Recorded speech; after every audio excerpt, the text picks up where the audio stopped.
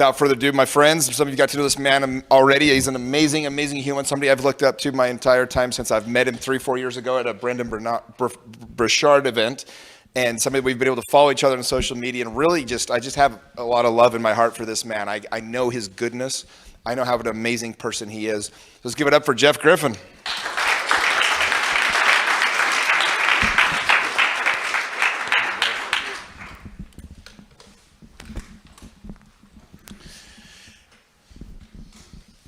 Thank you, Jimmy. Appreciate that. I go speak all over the world, and when I come out on stage, I just quickly address the elephant in the room about how good looking I am. I'm totally joking. I know I'm not, so I can say that.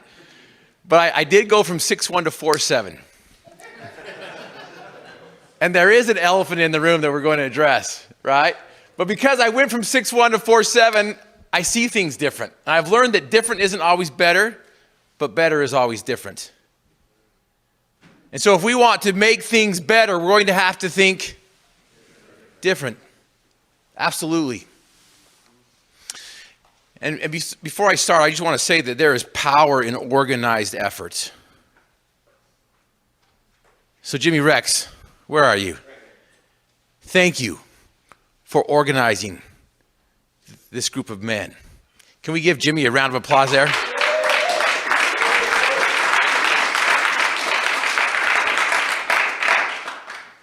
Thanks, Jimmy, for this opportunity to be here. Some of you guys are like, dude, why are you in a wheelchair? You're like, address the elephant already about how good looking I am. No, but seriously, I come rolling on stage and I address the elephant in the room, and I am in a wheelchair. If you didn't know that, you have more problems than I do. Some of you guys don't know if you should laugh at that, or can we laugh at that, or should I cry, man? I don't know. Is he feeling sorry for himself? No, but if you don't recognize that, you have more problems than I do. But yes, I am in a wheelchair. I come rolling out on the stage, and I'm like, hey, listen, I may be physically paralyzed, but I believe most of us, if not all of us, are paralyzed from the demons of doubt, fear, and complacency. And that can be hidden much easier than a guy in a wheelchair. So before I begin, I'm just going to ask you a little favor, a little invitation here, a little favor. And that is, I'm going to ask you a few questions. And if these questions pertain to you, would you please stand up? Question number 1. Stand up if you've ever experienced the demons of doubt, fear, and complacency in your life. Oh, wow, that was quick. I did this for a middle school before. I asked that question, they all look at each other like, I ain't standing up. No way, this was quick. It's like, yeah, bam, absolutely. Now remain standing or stay standing if you're not up yet. I can't see in the back now. That's okay. If you struggle to find the fuel to refuel the fire of desire, stay standing and remain standing if you have ever, the methods you've used to motivate yourself have fallen flat on your face, if not short of expectations. And last but certainly not least, stand up or remain standing if you or others have placed limits on your dreams. Now I want you to look to the right. I want you to look to the left. I want you to look behind you. I want you to look in front of you. Now you guys know this, right? You guys know this. Look around. You're not alone. The problem isn't the problem, because we all have problems. The problem isn't the problem. It's how we look at those problems. That's what I loved about Jimmy a little earlier. He's like, hey, write down your challenge. What's your problem? He's writing it down, and I'm like, hey, man, this is awesome. This is beautiful. I'm like, take your crap and turn it into a crop, right? Now, I was going to see how long you guys were going to stay standing, but I'm going to have you guys sit down right now. I was going to go the whole time. To see if I had a standing ovation the whole time. No, but I've been all over the world. I've been compared to some of the speakers like Tony Robbins, but at the fraction of the price.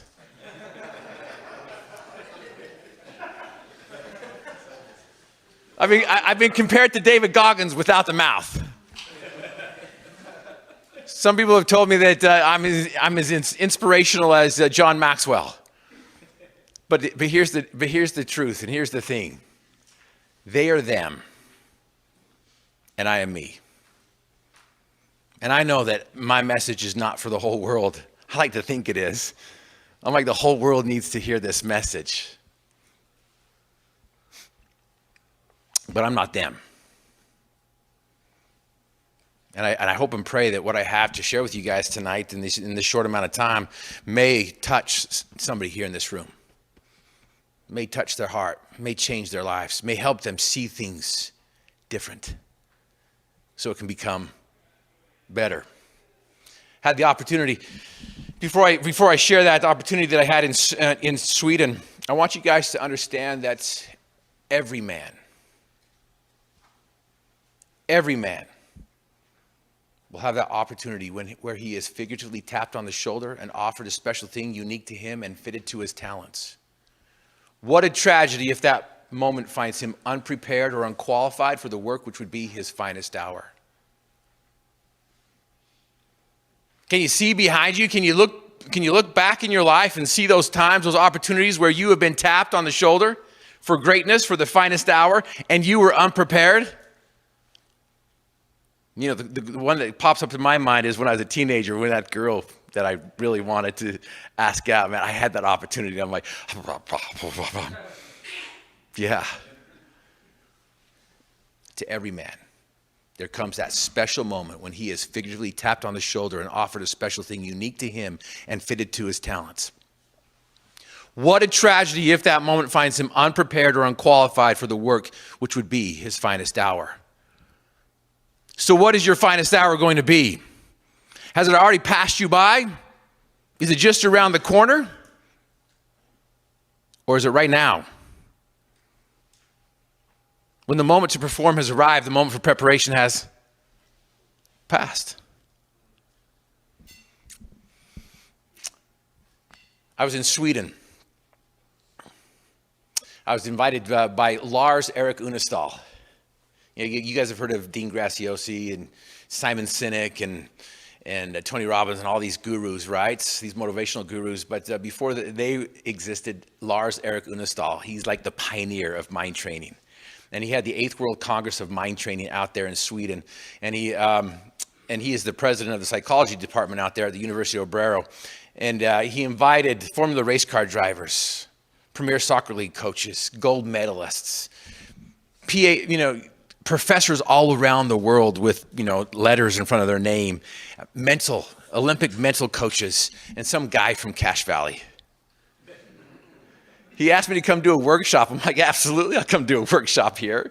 And on my way over to Sweden, I get a message saying, hey, one of our keynotes has not showed up. Will you give us your keynote? I'm like, absolutely, I will. So I had 30 minutes to share what I'm going to share with you guys tonight.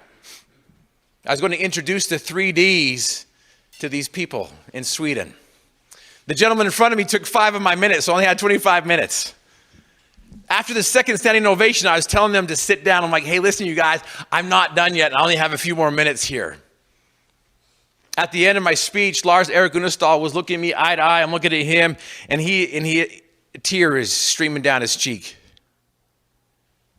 He's like, Griff, thank you so much for teaching us in 25 months. Thank you so much for showing us in 25 minutes what I've been trying to teach these last 40 years. There's a gentleman in the audience named Michel Gagné. He is the mental coach for the Olympic team in Canada. Malaysia hired him in 2014 or 15. Malaysia got their first gold medal in 2016 because of the work that Michel Gagné did for their athletes. Michel Gagné comes up to me afterwards. He's like, Griff, you are 1% of the 1%. I have to work with you. I share this with you not to brag. I share this with you because in my mind, I am just an ordinary guy. In fact, an under-ordinary guy. Doing the ordinary just a little bit extra. And that's really the secret right there. We don't have to be spectacular. We don't have to be amazing. We don't have to be extraordinary. We just have to be ordinary a little bit extra. So you guys want to know the 3Ds that I shared with that group? Yeah. Here we go. We're going to go with this, okay? I'm going to share you the 3Ds. Now, this is just the introduction. This is just the foundation. This is just the foundation that I believe is the solution to every problem. And remember, you guys, the problem isn't the problem because we all have problems. Every problem under the sun has a solution or it has none. If there be one, hurry and find it. If there be none, never mind it. Unfortunately, we as human beings, we tend to focus on the problem, and that's all we focus on. We are so good at explaining the problem. Hey, man, this is my problem. Let me tell you my problem. And we don't spend enough time on the solution. But there are solutions to our problems. I'm going to share with you the 3 Ds that I believe are at the foundation of every solution. I'm going to share those 3 Ds through a personal story that I believe belongs to you. Is that all right? Yeah. First D, dream. You guys have heard this before. You know it before. You know it. What's your vision? What's your why? What's all these things? What's interesting, a lot of people tell us that we got to have a vision. They tell us that we got to have a why. They tell us that we have to have this dream, but they don't explain how to do it. Over 25 years of experimentation and then duplication and then knowing that it's going to happen, we know how to figure out how to come up with your dream, to come up with your vision. I call it dream weaving. I'm not going to go over that with you tonight. But your dream, do you know what it is? Do you know what you want? Do you know what your purpose is? Do you know where your destination is? Do you know exactly what you want? Because here's the sad truth. We as individuals, most of us know what we don't want. Very few of us know what we want, but the majority of us know what we don't want. And the problem is where our focus goes, our energy flows. And so many times we're like, you know what? I don't want to be poor. I don't want to be poor. So what do you want then? Do you want to be rich? Do you want to be wealthy? Do you want to be successful? What does that mean? I don't want to be poor. I was working with a young mother who says, I'm tired of feeling like a monster. And we unpacked that. We unpacked that stuff. And we came up with exactly what she wanted out of that one simple word. I don't want to be a monster. So dream, you guys. Do you know what it is? Do you know what your dream is? Do you know what the song that sings to your soul? When's the last time you allowed yourself to dream in color, to open up the floodgates of imagination, and to dream in HD? I'm not talking about the dreams that you had last night, unless they are part of this dream that's going to take you to this destination that you truly want to be. I'm talking about those dreams that you used to have as a little kid. You know what I'm talking about? And you're like, yes, that's what I want to do. Absolutely. I don't know if some of you guys put a cape on your neck and you jumped off a swing set or a house. You're like, I want that. When's the last time you allowed yourself to weave the tapestry of dreams that's going to hang on somebody else's social media wall? Do you know what you want? When I was a little kid, the song that sang to my soul was to play football. That's what sang to my soul. I just loved football. I dreamt about playing on the big stage. I grew up in northern Utah in Cache Valley, and I wanted to play for a school down south where they breed them to hate them up there. This university was pumping out All-American quarterbacks, and I was a receiver, and I wanted to go make catch after catch with this next All-American quarterback down at BYU. Now, I remember having the courage to tell somebody my dream, and guess what they did? They laughed at me, and they gave me every single reason why I couldn't play football in college. Like, Griff, you can't play football in college because you're too short. Some people are like, you can't play football in college because you're too slow. Others said, you can't play football in college because you're too white. Too short, too slow, too white. I'm like, okay. Fortunately for me, I didn't understand that we as human beings, we base other people's possibilities on our limitations. Or better yet, other people base our possibilities on their limitations. We reject what we don't understand, and we base our possibilities on what we know. So we'll never be able to know our power and potential unless we take those steps into the darkness long before we ever see the end. If we want to find the simplicity on the far side of complexity, we're going to have to do some things better. Those processes, those procedures, I call them holy habits and righteous routines. And we're not going to get into those right now. But the first thing that I'm going to invite you guys to do is to eliminate that word, I can't. I can't. Hey, will you do this? I can't. My kids love to use it on Saturdays when we do chores. And for whatever reason, once I ask them to do something, their spine like disappears. It's like, oh, I can't. I'm like, what just happened to you? But this word I can't, it's debilitating, it's limiting, it's poisonous. And as soon as you tell yourself I can't, you're absolutely right, and your mind shuts off immediately and will not come up with a solution. So if you're not coming up with a solution, maybe you ought to start changing the way you think. Start by eliminating that word I can't. Now my son one time, he's like quotes me before I can even like get anything out on him. I'm like, hey, you be quiet. But I remember sitting on the couch one time watching a sporting event with him, and I think he was 12 at the time. I'm like, hey, son, will you go get me a glass of water? And he's like, you have legs. Some of you guys don't know if you should laugh or cry. Others are like, is he still alive? And you know how girls look at each other for 2 seconds and they have a 20-minute conversation? You're like, whoa, I don't know what happened. I just know you had a conversation, though. I want in on this. Me and my son had that experience. He looked at me, I looked at him. He's like, what you going to do about it, Dad? I'm like, you think you have me checkmated, don't you? He's like, I know you can't use the word I can't, so what are you going to do about it? So I looked at him, and he looked at me, and we just locked horns. And I'm like, you're right, I do have legs. Go get me a glass of water. And he went and got me a glass of water. This word I can't, get rid of it. I think John Assaraf says that by the time we're 17 years old, we hear that word 150,000 times compared to I can. Fortunately for me, I didn't understand that as a little kid. All I knew is I had a song inside my soul that I wanted to go play football in college. Now, I know that your dream may not be to play football in college. Maybe you guys are like, you're has-beens. It's too old. It's past your time. Maybe that time you've been tapped on the shoulder, right? But I do know this. If football is not your dream, I do know that you do have a dream that sings to your soul. Start listening to it.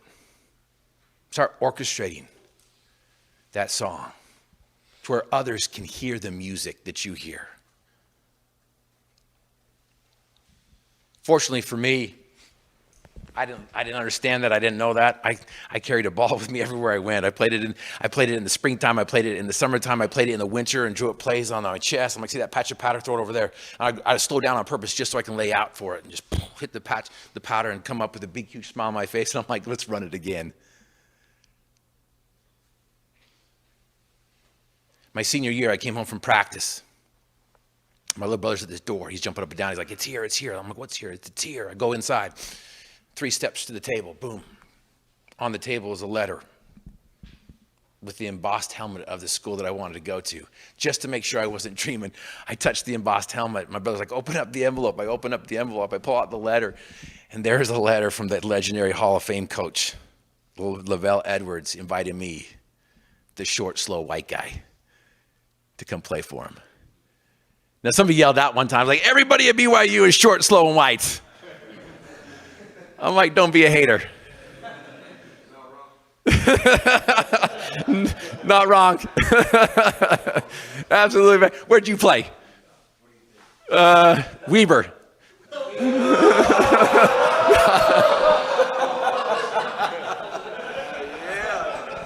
Sorry, that was just mean, man. Utah State.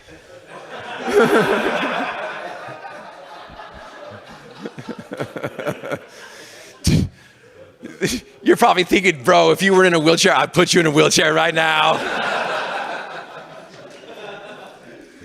love you, man. Can't say it, man. Can't say it.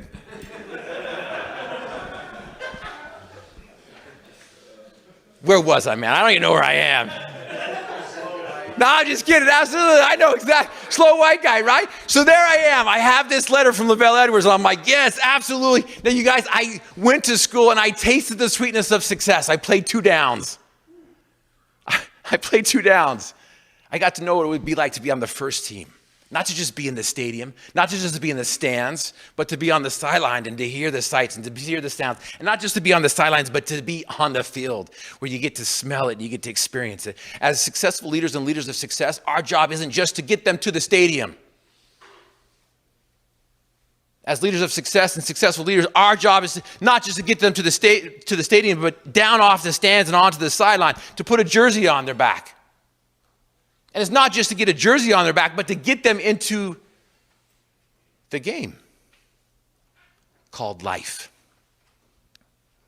Are you barely breathing and calling it a life? Or are you dreaming and living a life that barely gives you an opportunity to breathe? Now, I don't care what they tell you, they don't pay enough money to play football in college. So I had to come home. I'm like, okay, what can I do to earn some money? And I'm like, okay, I'm going to start my own business. As a painter, not as pictures, but buildings. Business was booming. And I get a phone call from the Napoleon Dynamite country up in Preston, Idaho, across the border.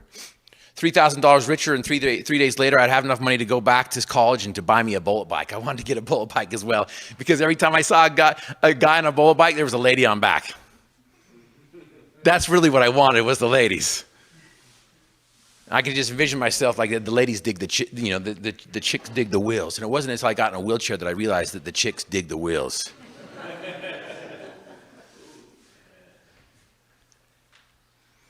I go get my buddy, put the equipment in the back of my truck, and we head up to Idaho. We hit the Utah-Idaho border, and there's road construction. There's bumper-to-bumper traffic. And so I'm like, there's this many people in Idaho? I'm like, but we were able to talk about the important things of life, at least to a bunch of 21-year-old kids. Football, girls, and bungee jumping. I'd never been before, and I was going to go. We finally got to the job site, and I wanted to get the tall parts of the barn done first. And so I pulled out a level of scaffolding. I hooked it up, and I had a 30-foot ladder in my truck, lifted it up against the barn, not even close to the top. So now I have 2 levels of scaffolding. I have 2 levels of scaffolding and a 30-foot ladder on top of that. And I'm like, okay, I'm doing this better than my dad did when I was younger.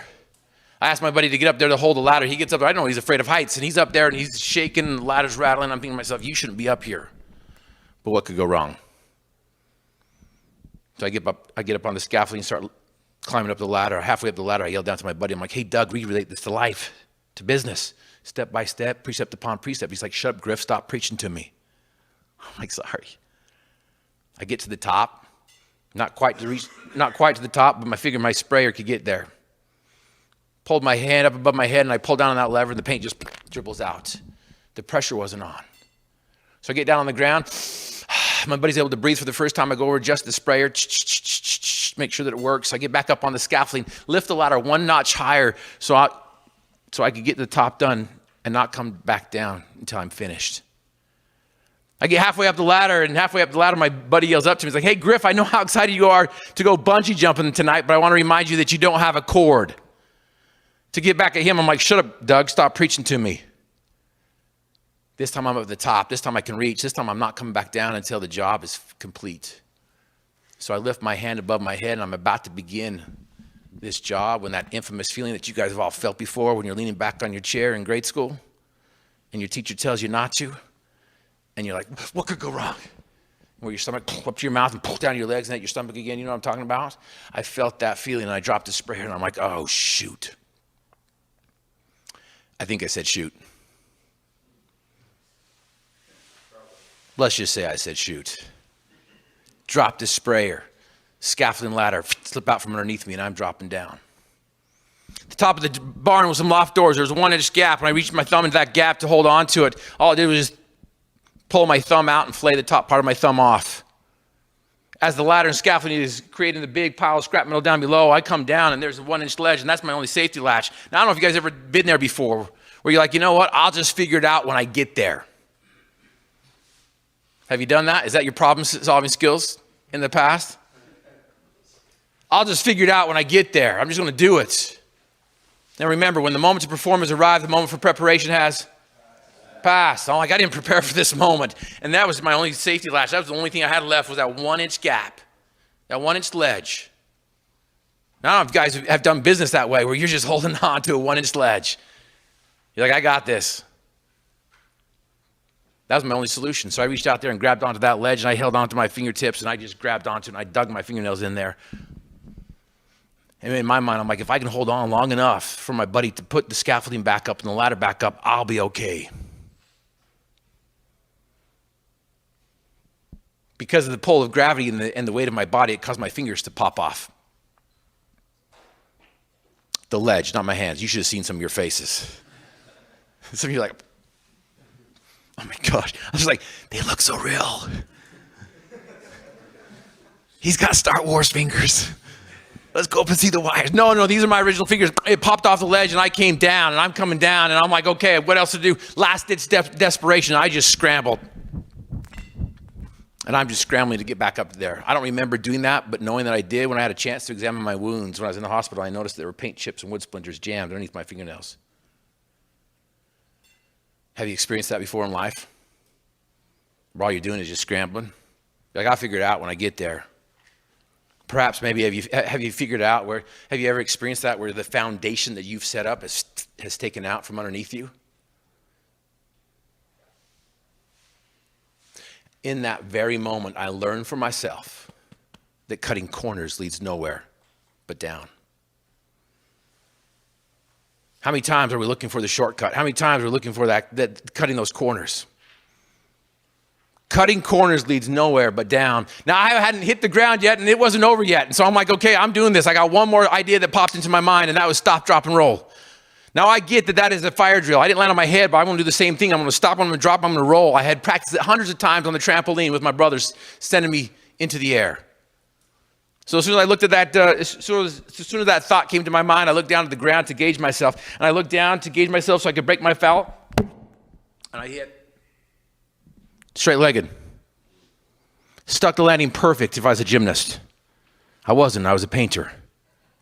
My legs came up, my back came down, and my L1 vertebrae exploded inside me. The pain was excruciating. As I crumbled to the ground, I reached down to alleviate the pain with my hands because it felt like an underground catastrophic explosion had just gone off in my body and coursed down my legs, down my arms, down my fingertips and toes. I reached down and grabbed onto my leg to alleviate the pain, and my hand could feel my legs, but my legs could not feel my hands.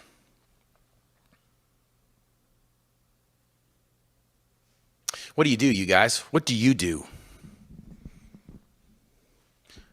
when you're dealt a difficult situation? What do you do when you experience a major challenge or a difficult setback? What's your MO? Have you ever heard that you're going to rise to the occasion? Bunch of crap. I believe you default to what's comfortable. So what do? When the moment to perform has arrived, the moment for preparation has passed. I hadn't prepared for this. Just then, my buddy comes over to me, and he just recovered from his small little fall, and he starts shaking me. He's like, "Are you okay? Are you okay?" And I'm like, "I don't think you should be doing that."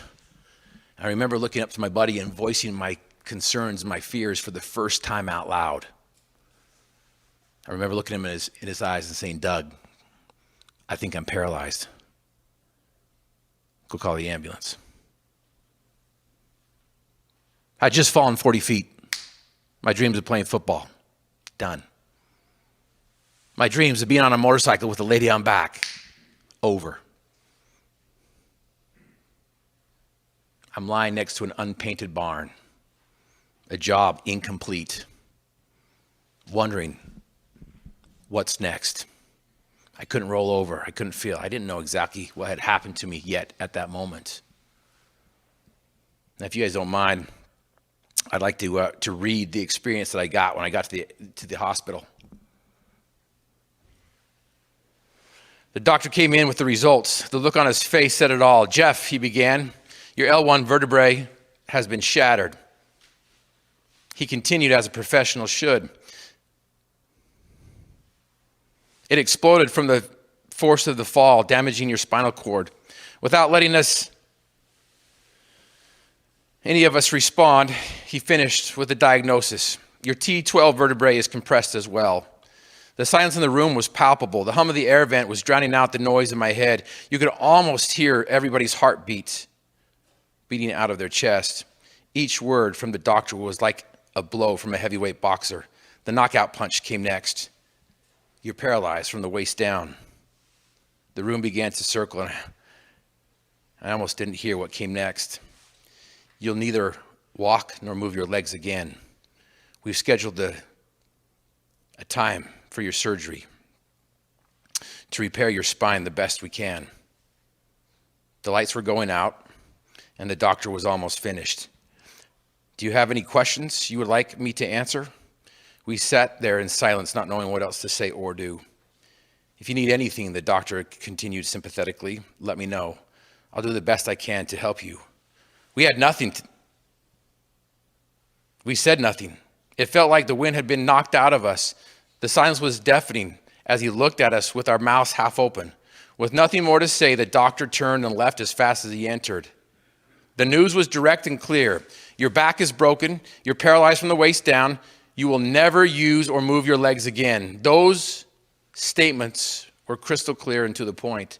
I couldn't misinterpret those comments. It was obvious at that moment my dream of playing football at BYU was over. What do you do? What do you do when you're faced with a difficult challenge or a major setback? Do you shake your fist at God? Do you blame everyone else around you? Do you curl up in a ball? Do you run away? What do you do when you're faced with opposition?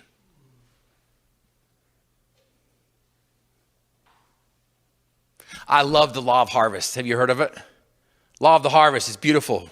What you plant is what you get. And what's interesting here is fruit is true to its nature. If I apply pressure to a fruit, what comes out? Juice. If I apply pressure to an apple, what comes out? If I apply pressure to an apple, what comes out? Apple juice. If I apply pressure to a pineapple, what comes out? Pineapple juice. If I apply pressure to a pear, what comes out? Pear juice. If I apply pressure to a human, what comes out? Human juice. No, if I apply pressure to a human, what comes out is what I put in. And if you guys don't like what's coming out, then maybe it's time to change what you're putting in.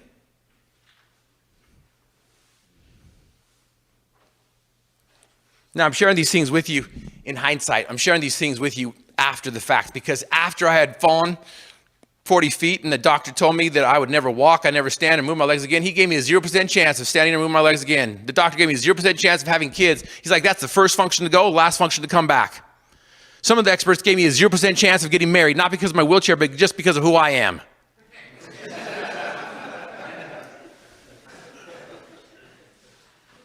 Now, this is hindsight, right? But I entered that syrupy sauna, sticky sauna of self-pity when I got that news. I'm like, okay, now what?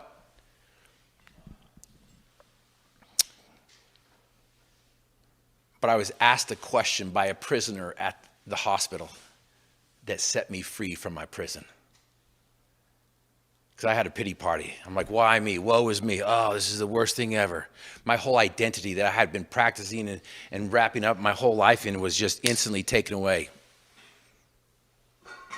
So there I am. I am having a pity party of a lifetime. The hospital stopped feeding me in bed. If I wanted to eat, I had to get out and go to the cafeteria. So it took me 30 minutes just to get my body brace on, and then 30 minutes with the help of the nurses to get me out of my bed into my chair. I'm rolling down the sterile halls of the hospital just crying. The tears are starting to appear, and I get to the cafeteria. When we get hurt, what do we want to do? Be by ourselves, right? We want to be away from the pain. We want to be by ourselves. And I'm there and I'm getting my food. I'm going through the line. I'm getting my food and I'm going to the corner of the cafeteria because I want to be left alone. And I put my tray down and I'm flavoring my food with my tears and I'm just having the worst pity party ever. And all of a sudden this tray flops in front of me and I'm like, oh no, you're not. And I look at him and he looks at me and we had that conversation. I was about to tell him to go to places. And he asked me the question that changed my life forever. And the question he asked me was this: why are you crying, dude? I'm like, what? He goes, why are you crying, dude? Come to find out, this man was lifting weights in prison. He had an aneurysm in his brain, paralyzed his right side of his body. He couldn't speak very well. Here he is asking me a question of a lifetime that changed my life. He's like, why are you crying, dude? And in his slurred speech, I understood what he was saying. He's asking me, why are you crying, dude? It helped me flip the switch and look at things different. I looked around and I noticed that I did not have it that bad. There was a guy over there who had broken his neck, paralyzed from the neck down. He had a halo screwed to his skull. He couldn't even move his hands. He couldn't even move his head. He just had to sit there and be waited upon with his food. There's another guy right next to him who was paralyzed from the neck down too, but he had some movement. He was able to lift his arm, and that's all he could do. So they taped a fork to his hands. And the guy would go down there and get some food, and he'd lift it up, and there would barely be a morsel on his fork to put in his mouth. Why are you crying, dude? I got arms to give hugs. I got arms to transfer. I got arms to do some things that these guys don't have. I've got things that other people don't have. You guys have things that other people don't have. Why are you crying, dude? You have things to give to this world that other people cannot give. But if all you're doing is looking at the things that you can't do, you're not going to live. You're barely breathing and calling it a life.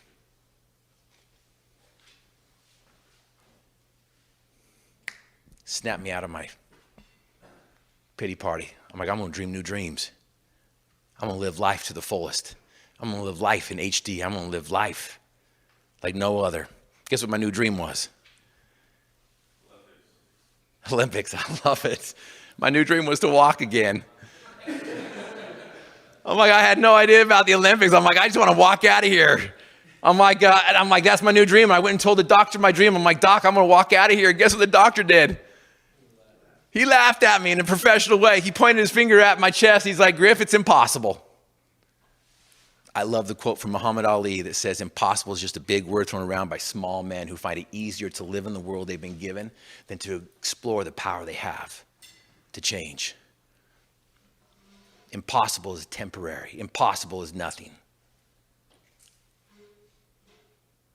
What are you telling yourself that it's impossible? So I went and told the therapist, I'm ready to walk. She's like, let's go. 30 minutes later, I'm out of my bed. We go down to the therapy room, and she put some braces on my legs. I called them my Forrest Gump legs, and my friends would come to the hospital like, run, Griffin, run. I'm like, you guys better run. And she rolled me up to the parallel bars, and I got to the parallel bars, and she's like, okay, stand up. And so I grabbed onto the parallel bars, and I'm trying to hoist myself up, and I'm just shaking, and I'm just having a difficult time to get into a standing position because I can't even use my legs. She's behind me. She's lifting me up from behind. And between the two of us, we were able to get into a standing position after 5 minutes. At the end of the parallel bars was a mirror, and I could see myself in the mirror, and the therapist is like, okay, Griff, walk. I'm like, okay, I think I can. I thought I could. Nothing. Then I started to move. I started to move down the parallel bars. I looked down, and there's the therapist grabbing my leg. She's lifting it up. She's pulling it forward. She's placing it down. She's grabbing my leg. She's lifting it up. She's pulling it forward. She's placing it down. She did that the whole way there. By the time we got to the end of the parallel bars, I'm sweating. She's sweating. Sorry, she's glistening. Women don't sweat.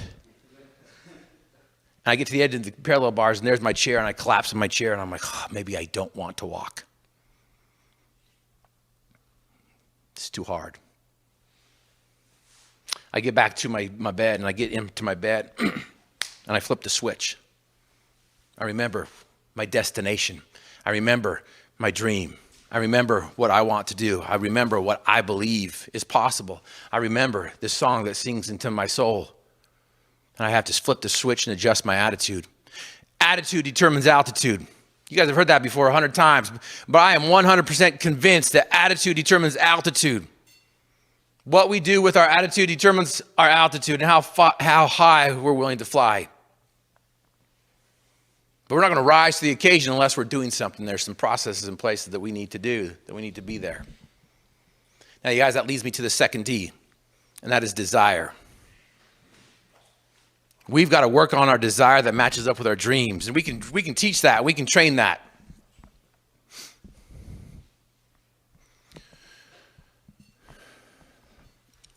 I mentioned that I tasted the sweetness of success and I played 2 downs in college.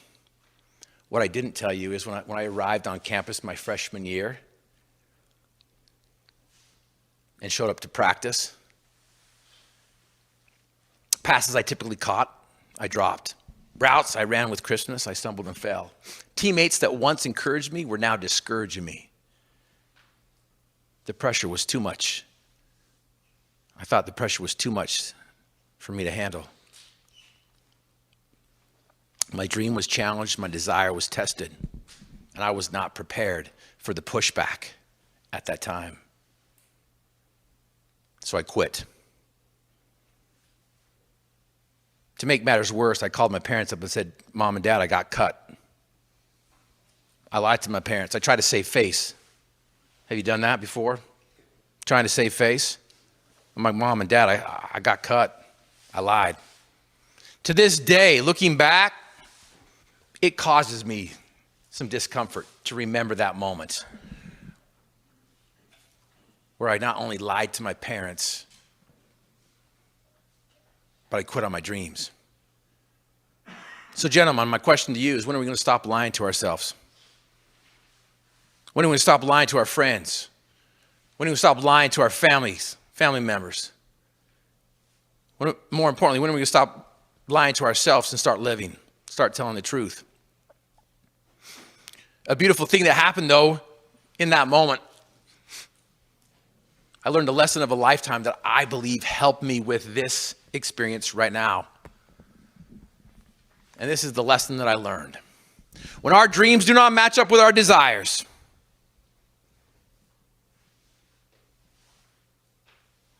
we allow the demons of doubt, fear, and complacency creep in and paralyze us with a debilitating darkness, which causes us to quit on our family, to quit on our job, to quit on our friends, to quit on life, to quit on our dreams. So if we want to be successful leaders and leaders of success, we're going to have to develop that desire that is burning, that is desperate, because of the consistent and competing and constant competing desires that constantly creep in. It took me 2 years to discover how to develop that desire.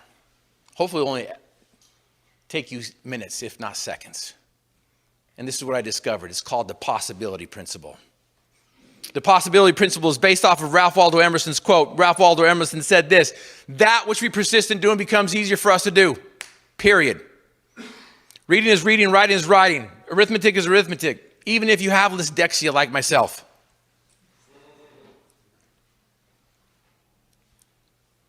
The possibility principle is going to help you match up that desire with your dreams to where the floodgates of imagination just open up and you start to live life in color. The possibility principle is going to help you understand what success means. In fact, what does the world teach us is the opposite of success? Failure. But I've never met anybody who has not failed their way to success. So when you're learning something new, or you're trying something new, or you're going out there and you've never been there before, you're in the unknown.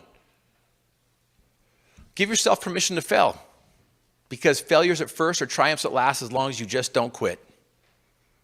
I believe that's the opposite of success, to not try or to give up. The possibility principle will also help you understand that it's the process and not the promise that helps you progress. But so often we focus on the promise and we abort the process. The possibility principle also will teach you that you need to be comfortable being uncomfortable. How many of you guys were uncomfortable today getting on that plane, jumping out, doing things that you've never done before? How many of you guys are uncomfortable going up to people and meeting people, being vulnerable? How many of you guys are uncomfortable in this growth that's happening? Here's the beauty, though. The strength is in the struggle. We all know that. But do we allow ourselves to be stretched? We find the motivation in the challenge. And so if we're eliminating these challenges and these problems in front of us, then we're eliminating the motivation as well. And my favorite thing that the possibility principle does to help us develop this desire that's going to match up with our dreams is this. It teaches us what hope is. Angela Duckworth's book called Grit is amazing. I love it. I love her work. I love that book. However, I think she has her definition of hope upside down. She says that gritty people are hopeful people. I think she has it upside down. I believe that hopeful people are gritty people. And to me, hope is the ability to reach out to the future and grab onto your dreams and bring it back to the present in spite of your past, in spite of your setbacks, in spite of your challenges, in spite of your failures, in spite of all those things that you've done to get yourself to here in order to get you to there. Hope is the ability to reach out to the future and grab onto your dreams and bring it back to the present in spite of the past. First D.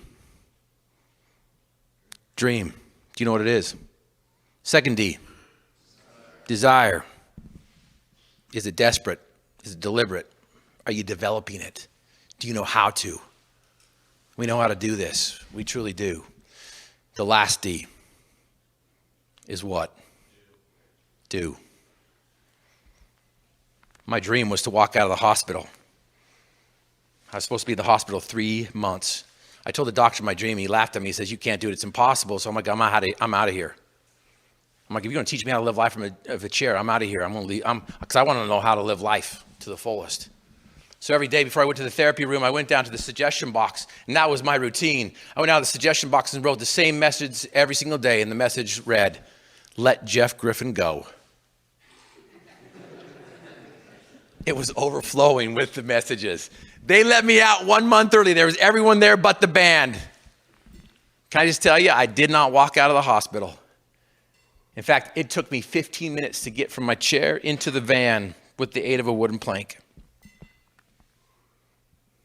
People kept on coming up to me and says, "Griff, your dream is delusional." How many of you guys have been told that before? Your dream's delusional. I love the word that Jimmy used in his post the other week, radical. We need a little bit more delusional. We need a little bit more radical. Ridiculous. That's what it is. But do you know what you want? Are you constantly and consistently adjusting your attitude? Because as was mentioned before, 14 years, remember? Started to drift away. The equipment that gets the plane from point A to point B is called what? The attitude meter. And if a plane's going from LA to New York and it's just off 1 degree, it's going to end up in Washington, D.C. or Boston, Massachusetts. Not a big deal, right? It is if you want to go to New York. So do you know where you want to go? You guys, I want to end here. It's been 20 plus years. The doctors told me, you'll never walk, you'll never stand, you'll never move your legs again.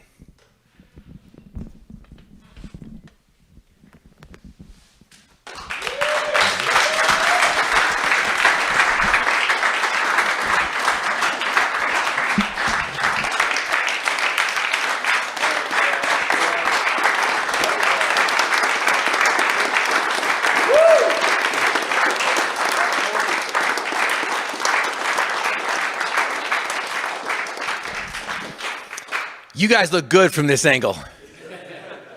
Jimmy, can you do me a favor? Yeah. Will you go stand over there by that speaker there? The first D is dream. The second dream is desire. The third D is do. I love what Vince Lombardi says. He says, man cannot dream himself into character. He must hammer and forge one for himself. We can sit back and desire all we want. We can sit back and develop a dream that's just amazing. But if we're not doing, then we're not doing anything. But there was nothing I could do 27 years ago. I couldn't move my legs. It took me 30 minutes to get out of the bed. But what I could do is this. I could go down to the front of the hospital. I could take my Calvin and Hobbes book, and I could read it and laugh a little bit. Because I needed a little bit of laughter in my life. And I could go down in my chair, and I would do what I could do. We can focus on what we can do, or we can focus on what we can't do.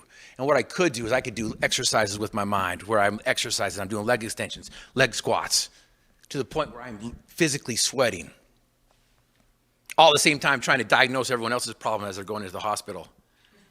I'm like physical, social, mental. As they're double taking, looking at me and like, mental. We can focus on what we can do, or we can focus on what we can't do. Even if we can't do it, we can start doing it in our minds. Can you see it? Have you done it? Are you doing it? Some of the heaviest lifting that I've ever done is between the ears. That is some of the heaviest lifting I've ever done. 1 year I'm going to walk. 1 year came and went. 2 years I'm going to walk. 2 years came and went. My grandmother lived with us in a walker. Got around the house with a walker. I'm like, okay, I got to do my part. So I grabbed the walker from my grandmother. She was sitting down at the time. I grabbed the walker, and what I could do is I could lift my hip. I could drag it forward. I could place it down. I could lift my hip. I could drag it forward. I could place it down. I went the distance of the parallel bars, and it took me 30 minutes to get there. I turned around, and I looked at my grandmother, and I'm like, help. She's like, I'm in a lazy boy. So I had to go back the same way I came. 60 minutes to get back. Hour and 30 minutes round trip. I eventually got to the door, opened it up and went out. Got down the ramp. It felt like the K-12. I eventually got to the edge of the driveway. Could go right, could go left. I went left. Walked to the end of the road. The neighbor confided in me one time. He's like, Griff, I was doing the dishes when I saw you out there walking. He's like, I had to put my hand out to see if you're walking at all. I told him I was racing the snails, and they were kicking my butt.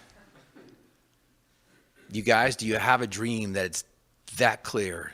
Is your desire that definite that you're willing to chase after it, even at a snail's pace? Here's the beauty of this group here, and here's the beauty of what Jimmy Rex has done. He has created a space to where you can 10x, to where you can go faster than you think you can. Because together, everyone achieves more. And that's what team really does mean. Now, you guys, I know that you guys can smell the food and you guys need to get there and we need to eat. I want to end with this, though.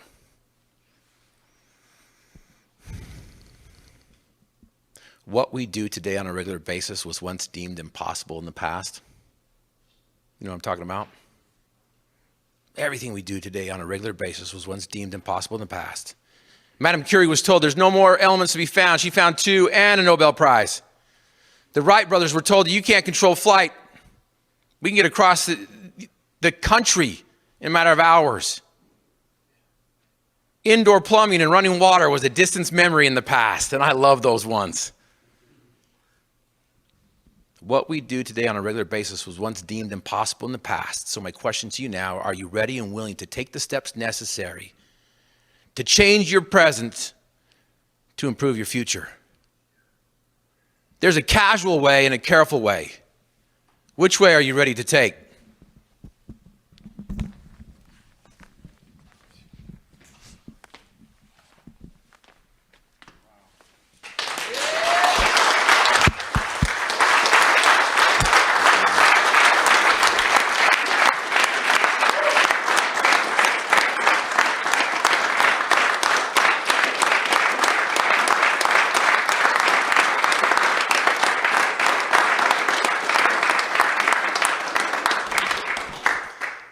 Have you ever seen anyone walk with such swagger? No, seriously, in all seriousness, you guys, you do have the ability to achieve your dreams and desires. You can get up. You can go forward. You can destroy those demons of doubt, fear, and complacency. You can get to that door. You can orchestrate the song that sings to your soul. You can fly as high as you possibly can imagine. Dreams do come true with determination, dedication, and a real desire. Attitude determines altitude. A journey of 1,000 miles begins with one step. So take that step and fly as high as you possibly can imagine. Impossible? I'm possible. Impossible? You're possible. Thank you very much, you guys.